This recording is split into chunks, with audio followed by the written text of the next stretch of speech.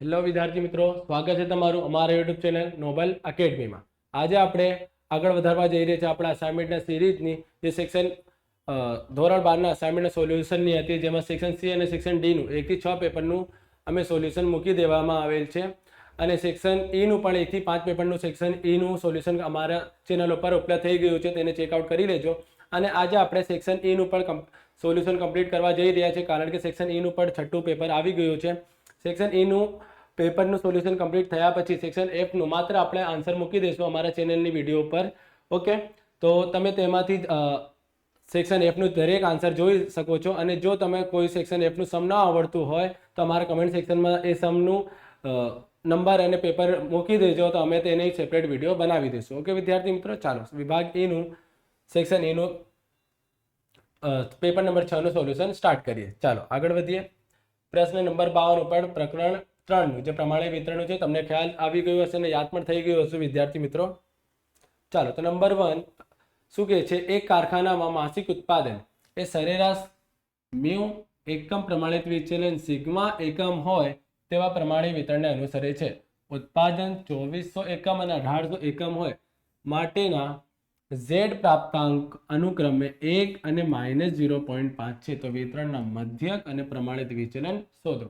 March 2022 માસમાં આવ્યું હતું વિદ્યાર્થી મિત્રો, જેમાં તમને એકમ આપેલ છે અને Z પ્રાપ્તાંક આપેલ છે। ઓકે, તો આ શોર્ટ સમની ગણતરી છે જે 4 માર્ક્સમાં આવ્યું છે। ખૂબ જ સરળ સમ છે, જો કઈ રીતે કરવાનું છે। ઉત્પાદન કેટલું છે? 2400, તો ઉત્પાદન 2400 માટે Z પ્રાપ્તાંક કેટલું છે આપણી પાસે? Z પ્રાપ્તાંક છે આપણી પાસે 1।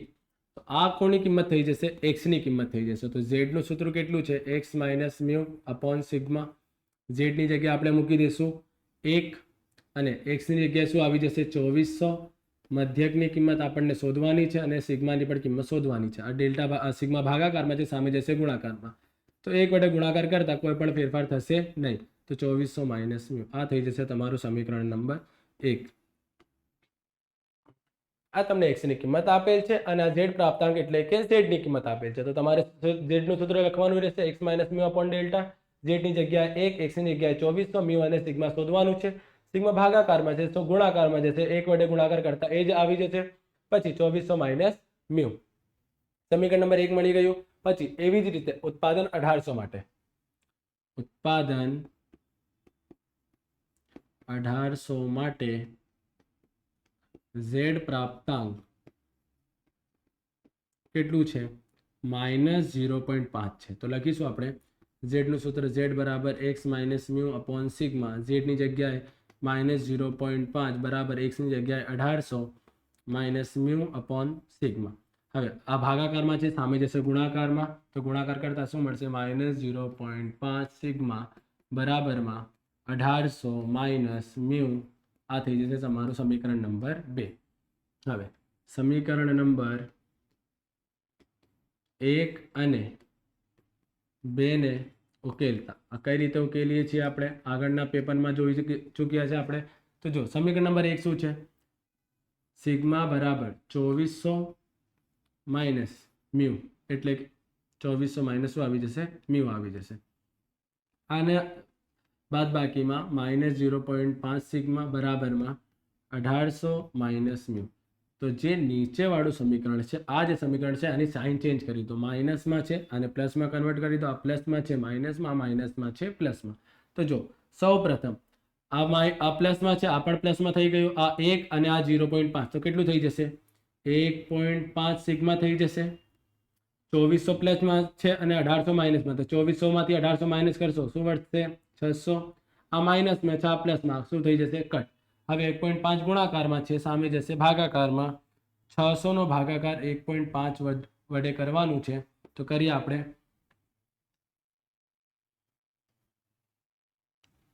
600 નો ભાગાકાર 1.5 દ્વારા કરીશું, આપણને મળી જશે 400। આ મળી ગઈ સિગ્માની કિંમત। હવે આ સિગ્માની કિંમત આપણે સમીકરણ નંબર 1 માં મૂકી શકીએ છીએ। તો લખવું છે સમીકરણ નંબર 1 માં સિગ્માની કિંમત મૂકતા તો સમીકરણ નંબર 1 કેટલું છે? સિગ્મા બરાબર 2400 માઇનસ મ્યુ. તો સિગ્માની કિંમત કેટલી મળી ગઈ આપણને? 400 બરાબરમાં 2400 માઇનસ મ્યુ. મ્યુની કિંમત શોધવાની છે, માઇનસમાં છે, સામે જશે પ્લસમાં, પ્લસમાં છે, સામે આવશે માઇનસમાં. તો મ્યુ બરાબર 2400 માઇનસ 400. 2400 માઇનસ 400 કરતાં આપણને મળી જશે 2000.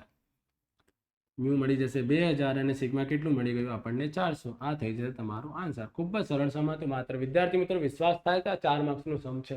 ઓકે, તો આને પાકું કરી લેજો, કારણ કે તમારી નસીબ ચમકારી જશે તો તમારો આ સમ પણ આવી શકે છે. ચાલો પ્રશ્ન નંબર 53 ઉપર શું છે? 1000 કર્મચારીઓના એક સમૂહમાં માસિક વેતનનું વિતરણ પ્રમાણિત છે. આ પણ પ્રકરણ 3 પ્રમાણિત વિતરણનું છે. વિતરણનો મધ્યક 15000. મધ્યક કેટલું છે? 15000 લખી લઈએ આપણે. મધ્યક બરાબર 15000 અને પ્રમાણિત વિચલન 4000, એટલે કે સિગ્મા કેટલું આપેલ છે? 4000 આપેલ છે. પછી નંબર 1 શું છે? મધ્યના 60% કર્મચારીઓના માસિક વેતનનો ગાળો મેળવો. મધ્યના 60%. ઓકે કિંમત વિદ્યાર્થી મિત્રો, મધ્યના 60%નો વેતનનો ગાળો મેળવવો છે. નંબર 2, જો 250 કર્મચારીઓનું માસિક વેતન 15000 થી કોઈ નિશ્ચિત વેતન x1 ની વચ્ચે હોય, 15000 થી x1 ની વચ્ચે હોય તો x1 ની પણ કિંમત શોધવાનું છે. તો એક એક કરીને આપણે સોલ્વ કરીશું. સૌપ્રથમ મધ્યના 60% લખીશું આપણે. નંબર 1, મધ્યના 60% કર્મચારીઓના માસિક વેતનનો ગાળો એ શોધવાનું છે. તો સૌપ્રથમ તમારે ખ્યાલ હોવો જોઈએ મધ્ય એટલે શું. બરાબર તો મૂકી દો. સૌપ્રથમ એ કહું તમે, મધ્ય એટલે શું? મધ્ય એટલે કે કોઈ પણ બે કિંમતની વચ્ચેની સંખ્યા. ત્યારે તમે મધ્ય કહી શકો છો. જ્યારે હું કહું કે હું આ દિવાલ અને આ દિવાલની વચ્ચે છું, મધ્યમાં છું, તો તમને ખ્યાલ હોવો જોઈએ મધ્ય એટલે કે બે કિંમતો હોવું જોઈએ. 60% મધ્યની કીધેલ છે. બરાબર તો મૂકી દો એક સાઈડમાં. મધ્યની 60% એટલે કે બે કિંમતની વચ્ચેની સંખ્યાની વાત થઈ રહી છે. તો આપણે બે કિંમતો શોધવાની છે. x1 થી x2 ની કિંમત શોધવાની છે. મધ્યના 60% એટલે કે x1 અને x2 ની મધ્યની કિંમત કેટલી છે? 60% છે. તો 60 નું ભાગાકાર કોના દ્વારા કરીશું? 100 વડે. આગળના પણ કેટલા પેપરમાં આપણે જોઈએ છે, જ્યારે ટકાવારીમાં આન્સર આપેલ હોય ત્યારે તેનો ભાગાકાર કોના દ્વારા થાય છે? 100 વડે થાય છે. હવે સૂત્રનો ઉપયોગ કરીશું આપણે. સૂત્ર શું આવશે? z બરાબર x માઇનસ મ્યુ અપોનમાં સિગ્મા. સૂત્ર મૂકીશું. x1 માઇનસ મ્યુની જગ્યા આવી જશે 15000 ભાગાકારમાં સિગ્માની જગ્યા આવી જશે 4000. ઓકે, હવે x ની જગ્યા આવી જશે z અને x2 ની જગ્યા શું આવી જશે? x2 અને મધ્યકની જગ્યા 15000 ભાગાકારમાં આવી જશે 4000. ઓકે, આની ગણતરી કરી શકતા નથી આપણે, કારણ કે આમાં પણ બાદબાકી કે ભાગાકાર થઈ શકતું નથી. તો આને ધારી લેશું આપણે z1 અને આમાં પણ બાદબાકી કે ભાગાકાર થઈ શકતો નથી. તો આને શું ધારી લેશું આપણે? z2. 60 ભાગ્યા 100 કરતા આપણને 0.60 મળશે અને પોઈન્ટ પછી 4 સંખ્યાઓની સંભાવના આપણને દરેક સમમાં મળે છે. તો આપણે લખી દઈશું આને 0.6 ની જગ્યા 60 ની જગ્યાએ 0.6000. ઓકે, 60 ભાગ્યા 100 0.60 મળે છે. પરંતુ આ ચેપ્ટરમાં તમે કેટલાક પણ ગણતરી કરી લો, પોઈન્ટ પછી તમને સંભાવનાનું આન્સર 4 અંકમાં મળશે. તો ગણતરી સરળ થઈ જાય છે. એટલે 60 નું 6000 કરી દો. પોઈન્ટ પછી 0 નો કોઈ પણ અર્થ થતું નથી, પરંતુ ગણતરીમાં સરળતા થાય છે. એ જ માટે તમે 6 નું 6000 કરી શકો છો. ઓકે, હવે આના પરથી આપણે આકૃતિ બનાવીશું. ચાલો આકૃતિ બનાવીએ. z બરાબર 0 આવી જશે, અહીં પ્લસ ઇન્ફિનિટી અને અહીં શું આવી જશે? Minus infinity. જો તમારે આ તમારી બોર્ડર છે, મધ્યના 60%. આ જે આકૃતિ છે એની મધ્ય શું છે? 0 છે. મધ્યના 60% જોવું છે તો તમે અહીંથી સ્ટાર્ટ કરશો માઇનસથી કે પ્લસથી?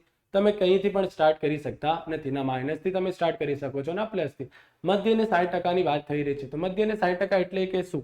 બંને બાજુનું ક્ષેત્રફળ કેવું હોવું જોઈએ? સરખું હોવું જોઈએ. ત્યારે તમે કહી શકો છો કે મધ્યના 60% છે. તો મધ્યના 60% એટલે કે એને કેમાં ફેરવી દીધા આપણે? 6000માં. તો 6000 ને આપણે દર્શાવવાનું છે આકૃતિમાં. તો 6000 થી બે ભાગ પાડો 6000 ના બે ભાગ કેટલા થશે 3000 તો 3000 જે છે એ ડાબી બાજુ આવશે અને 3000 જે છે એ કઈ બાજુ આવશે જમણી બાજુ આવશે તો એને આપણે શું કહી શકીએ છીએ મધ્યના 60% કહી શકીએ છીએ જો અહીંથી Z1 અને અહીંથી Z1 Z2 આ થઈ જશે તમારું મધ્યનું 60% એટલે કે ટોટલ 6000 આ 3 ડાબી બાજુના અને અહીંથી 3 આ 3 ડાબી બાજુનો અહીંથી 3 જમણી બાજુનો 3000 ટોટલ મધ્યના કેટલા થઈ ગયા 6000 હવે તમારે Z1 અને Z2 ની કિંમત શોધવાની છે તો સૌપ્રથમ તમે મને બતાવો કે જ્યારે પણ 0 ની બંને બાજુ આકૃતિ હોય તો તમને ખ્યાલ હોવો જોઈએ હવે શું થશે પ્લસ થશે કોનું પ્લસ થશે એ જોઈએ આપણે તો Z1 થી 0 નું પ્લસ કોના દ્વારા થશે 0 થી Z2 દ્વારા થશે તો લખીશું આપણે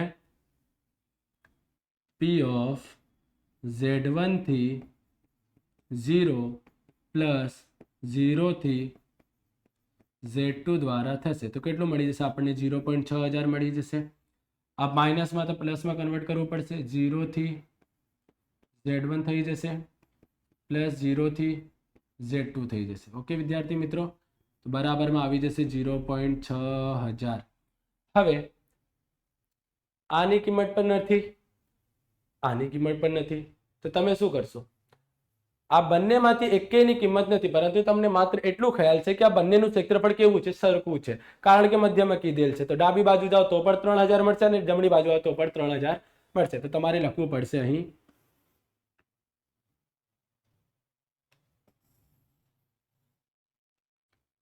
આકૃતિ પરથી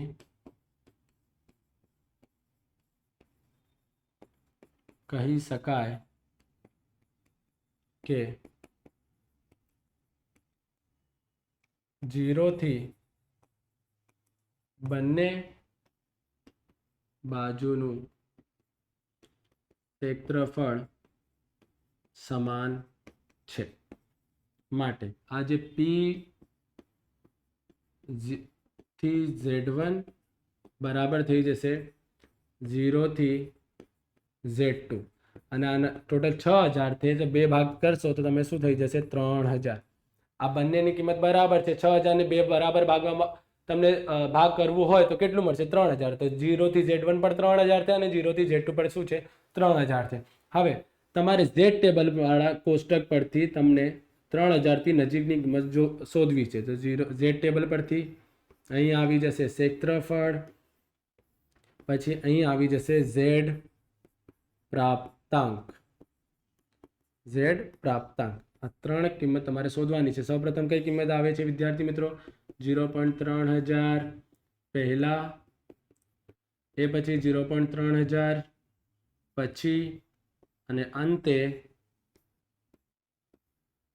તેમનું સરેરાશ ઓકે વિદ્યાર્થી મિત્રો તો 0.3000 પહેલાની કિંમત આપણે જોઈશું Z ટેબલ ઉપરથી તો 0.3000 ક્યાંથી સ્ટાર્ટ થાય છે 0.3023 થી તો આના પહેલાની કિંમત કઈ થઈ જશે 0.29 ને 95 0.2995 અને આનું Z પ્રાપ્તાંક અહીંથી 0.8 અને ઉપરથી 0.04 તો શું થઈ જશે 0.84 હવે 0.3000 પછીની કિંમત જોઈશું તો શું મળશે આપણે જસ્ટ પછીની કિંમત 0.3023 અને આનું Z પ્રાપ્તાંક જોઈશું અહીંથી 8 અને ઉપરથી 0.05 તો 0.85 થઈ જશે હવે આનું શું શોધવાનું છે આ બંને કિંમતોનું તમને સરેરાશ શોધવાનું છે તો સરેરાશ શોધવા માટે કઈ રીતે આ બંનેનો સરવાળો કરો સૌપ્રથમ 0.2995 પ્લસ 0.3023 બરાબર ભાગાકારમાં કોના દ્વારા થશે 2 વડે કરતા મળશે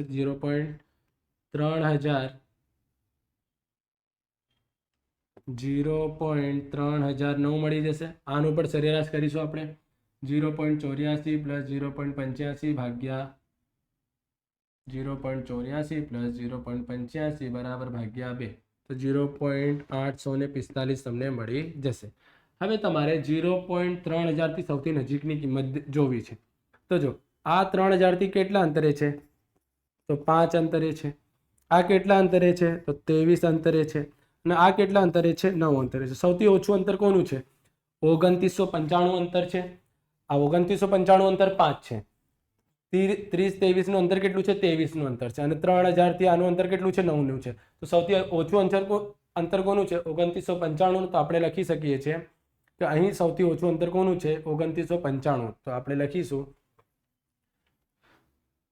કોષ્ટક પરથી 0.3000 ની સૌથી નજીકની કિંમત 0.2995 છે, માટે Z1 પણ 0.84 થઈ જશે અને Z2 ની કિંમત પણ કેટલી થઈ જશે 0.84. જો આ સૌથી નજીકની કિંમત છે તો આનું Z1 કેટલું છે 0.84, તો બંને કિંમત Z1 પણ 0.84 અને Z2 પણ કેટલું થઈ જશે 0.84. પરંતુ Z1 કઈ બાજુ છે માઇનસ વાળી સાઈડ, તો Z1 ની કિંમત પણ માઇનસમાં અને Z2 ની કિંમત શામાં રહેશે પ્લસમાં, કારણ કે કઈ બાજુ છે પ્લસ વાળી સાઈડ. તો આપણે 0.84 Z1 ની કિંમત માઇનસમાં રહેશે અને Z2 ની કિંમત પ્લસમાં રહેશે. હવે બંનેનું સમીકરણ સામે મૂકી દો તો Z1 અને Z2 નું સમીકરણમાં કેટલું ફેરફાર છે, અહીં x1 છે અને અહીં x2 છે. આ બંને સમીકરણો આપણે ત્યાં મૂકી દઈશું. તો x1 માઇનસ 15000 ભાગ્યા 4000 બરાબરમાં માઇનસ 0.84. અહીં શું આવી જશે x2 માઇનસ 15000 ભાગ્યા 4000 બરાબરમાં 0.84 પ્લસમાં આવી જશે. આ 4000 ભાગાકારમાં છે, સામે જશે ગુણાકારમાં 0.15000 બરાબર માઇનસ 0.84 ગુણ્યા 4000. તો x1 માઇનસ 15000 બરાબર માઇનસ 0.84 છે, 0.84 ગુણ્યા 4000 મળી જશે 3360. આ 15000 માઇનસમાં છે, સામે જશે પ્લસમાં.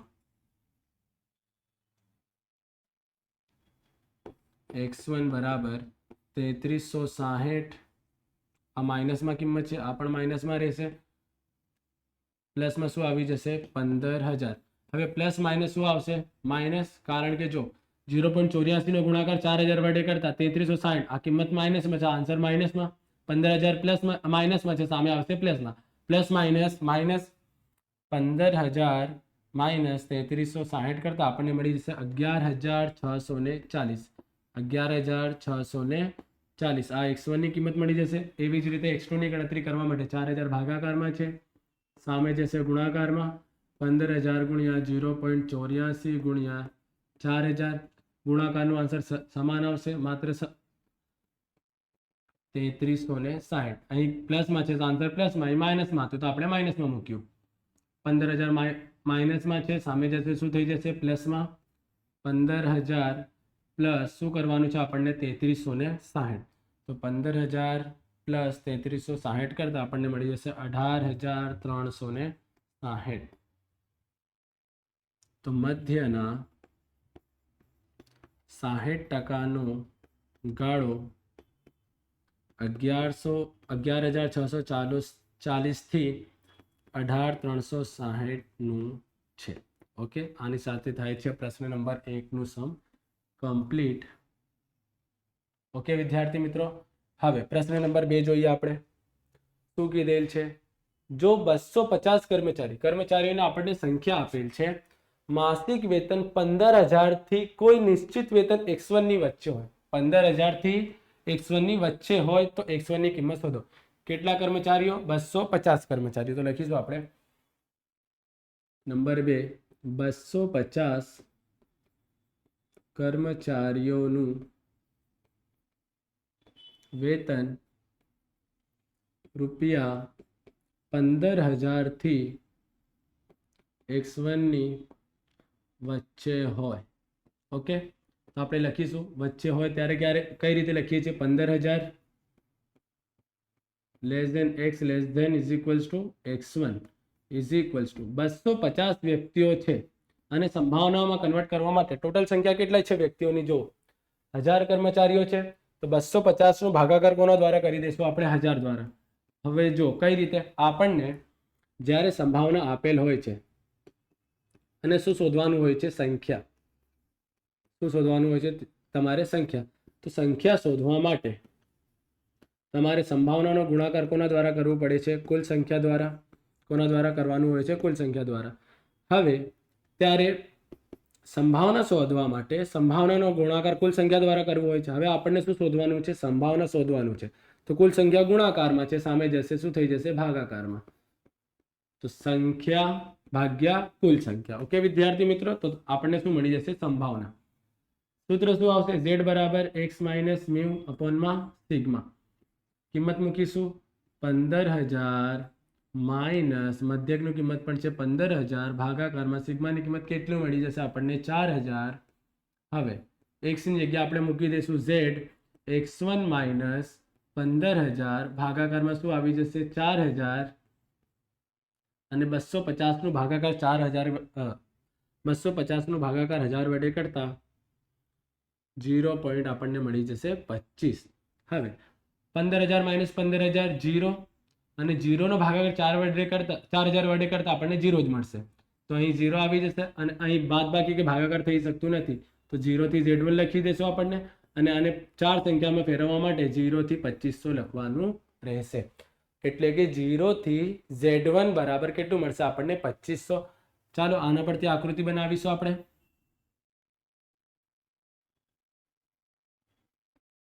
તો z બરાબર 0 પ્લસ ઇન્ફિનિટી માઇનસ ઇન્ફિનિટી. 0 છે, આ તો 0 છે તમારી પાસે, 0 ની બાઉન્ડ્રી તો તૈયાર જ છે. ત્યાં જવાનું છે તમારે z1 સુધી. હવે z1 નું ક્ષેત્રફળ કેટલું છે? 2500. z1 નું ક્ષેત્રફળ કેટલું છે? 2500. તો પ્લસ વાળી સાઈડ જવાનું રહેશે, એટલે કે 0 થી z1 જવાનું છે. z1 થી 0 જવાનું હોય તો તમારે ડાબી બાજુ જવાનું, પરંતુ જો 0 થી z1 એટલે કે કઈ બાજુ જવાનું છે? જમણી બાજુ. તો 0 થી z1 આટલું ક્ષેત્રફળ તમારે શોધવાનું છે. આટલું ક્ષેત્રફળ શોધવા માટે તમે પ્લસ કરશો કે માઇનસ કરશો? તમને ખ્યાલ છે કે આકૃતિ એક બાજુ હોય તો પ્લસ કરવું, માઇનસ કરવું હોય છે, અને બંને બાજુ હોય તો પ્લસ કરવાનું હોય છે. અહીં આકૃતિ એક બાજુ છે, પ્લસ કરશો કે માઇનસ?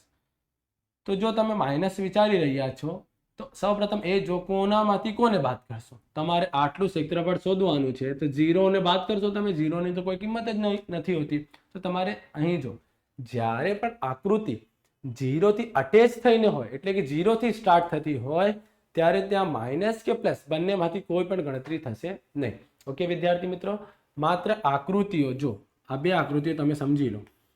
જ્યારે આકૃતિ એક સાઈડ હોય, આ નહીં કહેવાય, કારણ કે આ 0 થી અટેચ નથી.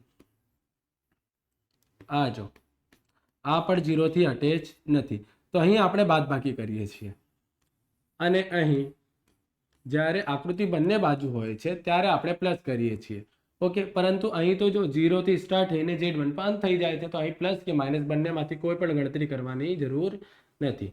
ઓકે, તો અહીં એ જ આવી જશે 0 p ઓફ 0 થી z1 બરાબર મળી જશે આપણને 0.2500. હવે 2500 થી નજીકની કિંમત તમારે શોધવાની છે. 2500 થી નજીકની કિંમત તમારે શોધવાની છે. તો આપણે લખીશું z ટેબલ પરથી તેનું ક્ષેત્રફળ પછી તેનો z પ્રાપ્તાંક.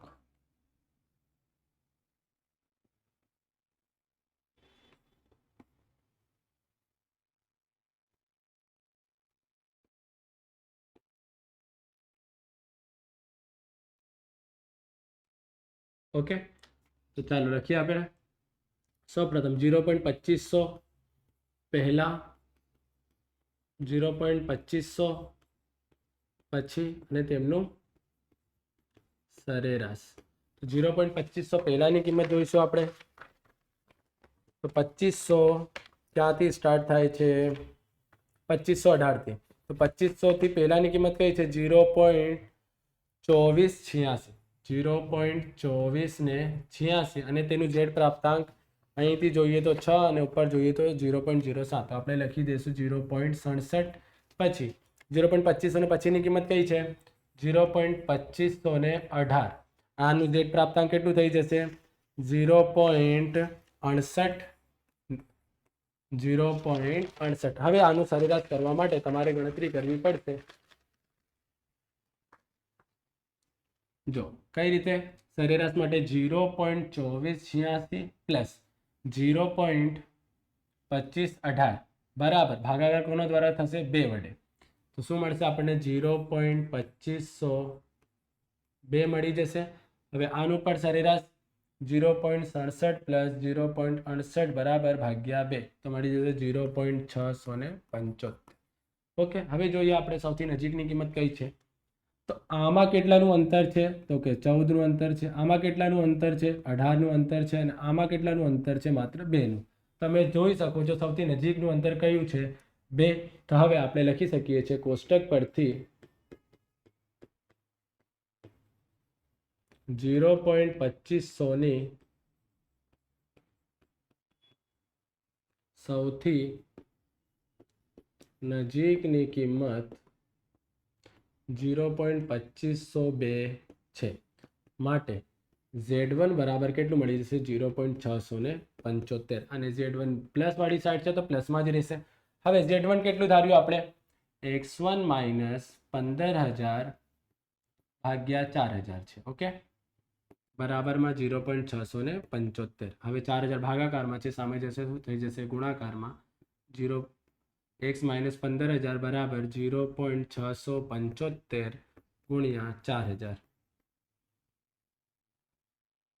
0.675 નો ગુણાકાર કોના દ્વારા કરવાનો છે 4,000 માટે કરતા મળી જશે આપણને x1 માઇનસ 15,000 બરાબર 2700 હવે 15,000 માઇનસમાં છે સામે જશે શું થઈ જશે પ્લસમાં 2700 પ્લસ 15,000 કરતા મળી જશે આપણને 17,700 મળી જશે આમ આ રીતે થાય છે તમારું આ સમ કમ્પ્લીટ થોડુંક લાંબુ સમ હતું વિદ્યાર્થી મિત્રો પરંતુ ગણતરી સરળ છે ગણતરી લાંબી છે પરંતુ સરળ છે ઓકે તો આ રીતે તમારે ગણતરી કમ્પ્લીટ થઈ જાય છે 53 નંબર પ્રશ્નનું હવે સ્ટાર્ટ કરીએ પ્રશ્ન નંબર 54 જો આ લક્ષ ચેપ્ટરનું છે પ્રકરણ 4 નું ભાગ 2 નું આ બંને કિંમત વર્ગમૂળમાં છે અને એમની શું શોધવાની છે કિંમત શોધવાની છે અને x ની કિંમત કેટલી છે 1 તો લખીએ આપણે લિમિટ x ટેન્ડ્સ ટુ 1 હવે વર્ગમૂળમાં શું છે x પ્લસ 3 માઇનસ 2 અને અહીં x plus 8 minus 3 x plus 3 minus 2 x plus 8 minus 3 તો જ્યારે તમારે વર્ગમૂળમાં કિંમત આપેલ હોય ત્યારે તમારે સમયકરણનું રીત યુઝ કરવું પડે છે જ્યારે કોઈ કિંમત વર્ગમૂળમાં હોય તો એના દ્વારા તમને અંશ અને છેદનો ગુણાકાર કરવું પડે છે તો જો અહીં તો બંને કિંમતો વર્ગમૂળમાં છે એટલે કે અંશની જે કિંમત એ પણ વર્ગમૂળમાં છે અને જે છેદની કિંમત છે એ પણ વર્ગમૂળમાં છે તો જો તમારે બંને કિંમત દ્વારા અંશ અને છેદનો ગુણાકાર કરવાનું છે જો કઈ રીતે સૌપ્રથમ અંશમાં કઈ કિંમત છે x પ્લસ 3 માઇનસ 2 તો અહીંનો ગુણાકાર કરી દો કઈ રીતે જો x પ્લસ 3 2 x પ્લસ 3 અને અહીં પણ આવી જશે 2 ચેન્જીસ શું થઈ જશે માઇનસ છે અહીં શું આવી જશે પ્લસ અંશવાળી કિંમત દ્વારા ગુણાકાર કરી દીધો હવે એ જ ગુણાકાર કોના દ્વારા કરી દો છેદ વડે જો કઈ રીતે છેદની કિંમત કઈ છે વર્ગમૂળમાં x પ્લસ 8 3 વર્ગમૂળમાં x પ્લસ 8 અને 3 અહીં માઇનસ છે અહીં શું લખી દો પ્લસ લખી દો જો એક કિંમત વર્ગમૂળમાં હોય તો એક કિંમત દ્વારા ગુણાકાર કરો જો બંને કિંમત વર્ગમૂળમાં હોય તો બંને કિંમત દ્વારા તમારે ગુણાકાર કરવાનું રહેશે હવે જો આ જે કિંમતો છે આનો ગુણાકાર થઈ શકે છે જો કઈ રીતે ગુણાકાર કરશો સ્કીપ કરીને ના જોતા વિદ્યાર્થી મિત્રો આ વર્ગમૂળમાં x પ્લસ 3 આ વર્ગમૂળમાં x પ્લસ 3 આનો ગુણાકાર કરશો તો થઈ જશે વર્ગમૂળમાં x પ્લસ 3 આખા કૌંસનો વર્ગ આ 2 ગુણ્યા 2 કરશો તો શું થઈ જશે 2 નો વર્ગ બીચમાં પ્લસ માઇનસ માઇનસ હવે આ કિંમત દ્વારા ગુણાકાર થઈ શકતો નથી તો વર્ગમૂળમાં મૂકી દો વર્ગમૂળમાં x પ્લસ 8 પ્લસ 3 આને ગુણાકાર કરી શકતા નથી તો કૌંસમાં મૂકી દો એ જ રીતે આ બંને સંખ્યાઓનો પણ ગુણાકાર ન કરી શકાય છે તો જો કઈ રીતે કરવાનું આ વર્ગમૂળમાં x પ્લસ 8 અને આ વર્ગમૂળમાં x પ્લસ 8 આનો તો ગુણાકાર થઈ શકે છે વર્ગમૂળમાં x પ્લસ 8 આખા કૌંસનો વર્ગ 3 ગુણ્યા 3 શું થઈ જશે 3 નો વર્ગ માઇનસ પ્લસ શું થઈ જશે માઇનસ એ જ રીતે આને પણ કામાં લખી દો કૌંસમાં લખી દેવાનું વર્ગમૂળમાં x પ્લસ 8 સોરી વર્ગમૂળમાં x પ્લસ 3 પ્લસ 2 હવે જો વર્ગમૂળ cut limit x tends to 1 x plus 3 2 નો વર્ગ 4 માઇનસમાં રહેશે અને અહીં વર્ગમૂળમાં x પ્લસ 8 પ્લસ 3. ઓકે, અહીં પણ વર્ગમૂળ કટ x પ્લસ 8 માઇનસ 3 નો વર્ગ 9 વર્ગમૂળમાં x પ્લસ 3 પ્લસ 2. ઓકે વિદ્યાર્થી મિત્રો, હવે બાદ બાકી કરીશું આપણે. લિમિટ શું છે? x tense two -1. બાદ બાકી કરતા 4 માંથી 3 બાદ કરશો તો 1 વધશે, -1 x -1 અને વર્ગમૂળમાં x પ્લસ 8 પ્લસ 3. નીચે પણ 9 માંથી 8 બાદ કરશો શું વધશે?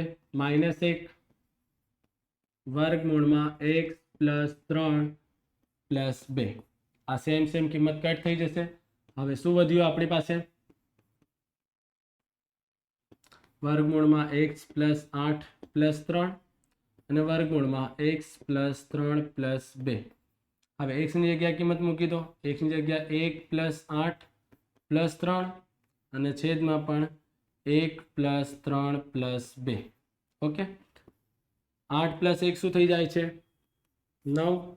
9 પ્લસ 3 3 પ્લસ 1 શું થઈ જાય છે? 4. 4 પ્લસ 2 9 નું વર્ગમૂળ 3 પ્લસ 3 4 નું વર્ગમૂળ 2 પ્લસ 2 3 પ્લસ 3 6 2 પ્લસ 2 4 6 નું હાફ કરીશું તો આપણે 3 મળશે અને 4 નું હાફ કરીશું શું મળી જશે? 2. 3/2. આન્સર જોઈ લો, 2/3 છે આન્સર. શું છે? 3/2. યાદ પણ કરી શકો છો વિદ્યાર્થી મિત્રો, ખૂબ જ સરળ સમ છે. બંને કિંમત વર્ગમૂળમાં છે, બંને કિંમત દ્વારા ગુણાકાર કરી દો. આનો ગુણાકાર વર્ગ થઈ જશે, આ બંનેનો ગુણાકાર વર્ગ થઈ જશે.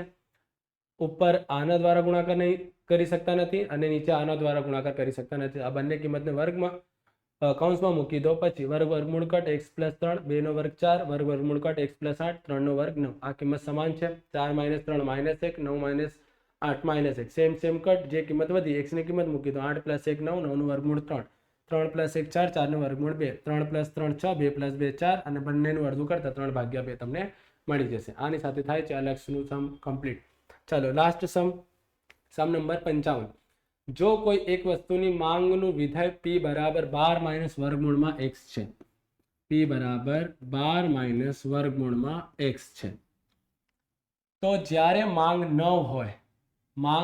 હોય ત્યારે માંગની મૂલ્ય સાપેક્ષતા શોધો અને તેનું અર્થઘટન કરો. માંગની મૂલ્ય સાપેક્ષતા શોધવાનું છે. અને હવે માંગની મૂલ્ય સાપેક્ષતાનું સૂત્ર છે -p/x અને ગુણ્યા dx/dp. આ સૂત્ર છે. તો તમારે p ની કિંમત છે, x ની કિંમત કોઈ હોતી નથી, dx/dp એટલે કે જે x નું જે સમીકરણ છે એનું વિકલન કાઢવાનું છે. તમારે x નું વિકલન દેખાય છે ક્યાંય પ્રશ્નમાં?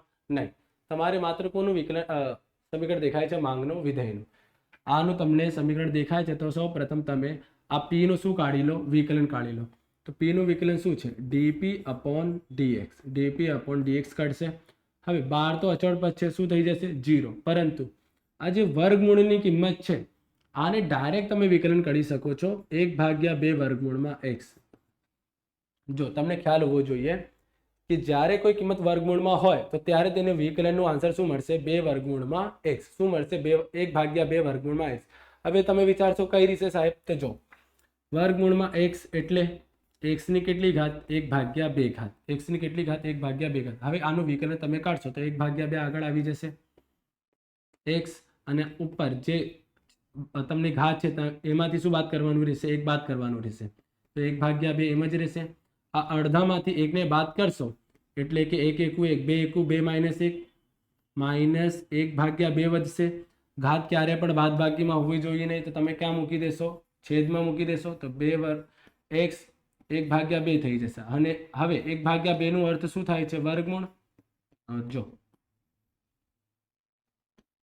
આટલી પથારી ફેરવ્યા પછી તમને આ જ આન્સર મળશે. તો આને તમે યાદ કરી શકો છો. જ્યારે વર્ગમૂળમાં x હોય એટલે કે જ્યારે પર કોઈ કિંમત વર્ગમૂળમાં હોય તો તેનું વિકલન શું મળશે? -1/. કિંમત માઇનસમાં હોય તો વર્ગમૂળ એનું વિકલન પણ માઇનસમાં મળે, પ્લસમાં હોય તો પ્લસમાં વિકલન મળશે. ઓકે, તો આપણે આટલી મોટી ગણતરી કરવા બેસવું નહીં. તો dp/dx નો વિકલનનું આન્સર મળશે આપણને -1/2 વર્ગમૂળમાં x. પરંતુ સૂત્ર મુજબ આપણી પાસે કોનું વિકલન હોવું જોઈએ? dx/dp નું વિકલન હોવું જોઈએ. કોનું વિકલન? dx/dp. પરંતુ આપણી પાસે શું છે? dp/dx. આ તો કિંમત કેવી છે? ઉલટી છે. તો જો આપણે જો dx upon dp ની કિંમત જોઈએ છે. તો dp અંશમાં છે, છેદમાં મૂકી દો. આ છેદમાં છે, આને અંશમાં મૂકી દો. કિંમત ફેરવી દેવાની, કિંમત ફેરવી દેવાની. ઓકે વિદ્યાર્થી મિત્રો, આ તમારે મળી ગઈ dx upon dp ની કિંમત. p આપેલ છે, p નો વિકલન કાઢી લીધા પછી બંને કિંમતને શું કરી દો? ફેરવી દો, ઉલટી કરી દો. એટલે કે જે છેદમાં છે એને અંશમાં મૂકી દો, અંશમાં જે છે છેદમાં મૂકી દો. હવે સૂત્ર મૂકીશું આપણે, માંગની મૂલ્ય સાપેક્ષતા. સૂત્ર છે -p/x ગુણ્યા dx upon dp. તો માઇનસ p ની કિંમત કેટલી છે આપણી પાસે? 12 - વર્ગમૂળમાં x. ઓકે, અને x ની કિંમત એવી જ રહેશે ગુણાકારમાં dx upon dp. હવે એક છેદમાં મૂકો કે ના મૂકો તો પણ ચાલશે, વર્ગમૂળમાં 2x -2 વર્ગમૂળ 2x. ચાલો એક પણ મૂકી દઈએ તમારે માટે. હવે માઇનસ માઇનસ શું થઈ જશે? કટ, ગુણાકાર કરી દો. 12 - વર્ગમૂળમાં x રહેશે અને અહીં 2 વર્ગમૂળમાં x રહેશે. x નો ગુણાકાર 1 વડે કરતો x રહેશે. હવે x ની જગ્યાએ કેટલું મૂકવાનું રહેશે? તમારે 9 મૂકવાનું રહેશે. તો લખીશું આપણે x બરાબર 9 મૂકતા. x બરાબર શું મૂકવાનું છે? 9. તો 12 - વર્ગમૂળમાં x ની જગ્યાએ 9, 2 વર્ગમૂળમાં x ની જગ્યાએ 9, ભાગાકારમાં x ની જગ્યાએ 9. હવે આગળ ગણતરી કરીશું. 12 - 9 નું વર્ગમૂળ 3, 2 9 નું વર્ગમૂળ 3, ભાગાકારમાં 9.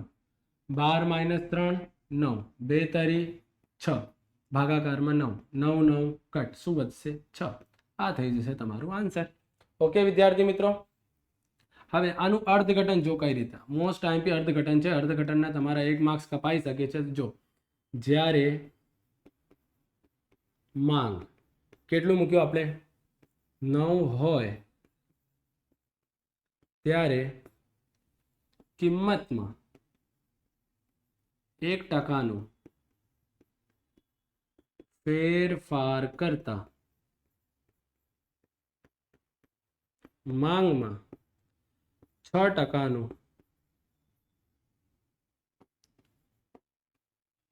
વિરુદ્ધ દિશામાં ફેરફાર થાય છે. માંગ કેટલી હતી? 9, અને તેમાં ફેરફાર કર્યું કેટલું? 1%. તો કેટલા ટકાનું ફેરફાર થાય છે? 6% ફેરફાર વિરુદ્ધ દિશામાં થાય છે. આની સાથે થાય છે તમારા સેક્શન E નું પણ 1 થી 6 પેપરનું સોલ્યુશન કમ્પ્લીટ.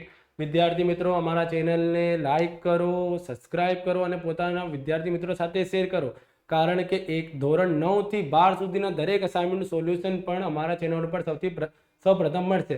હવે આનું સેક્શન F નું જે આન્સરનું વિડીયો છે અમે આના પછી મોકલી દેશું.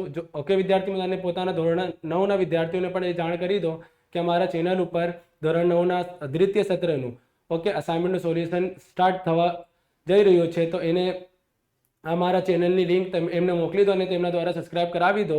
ઓકે, જેના દ્વારા તમારા ધોરણ 9ના વિદ્યાર્થી મિત્રોનો પણ ફાયદો થઈ જાય. Okay, thank you.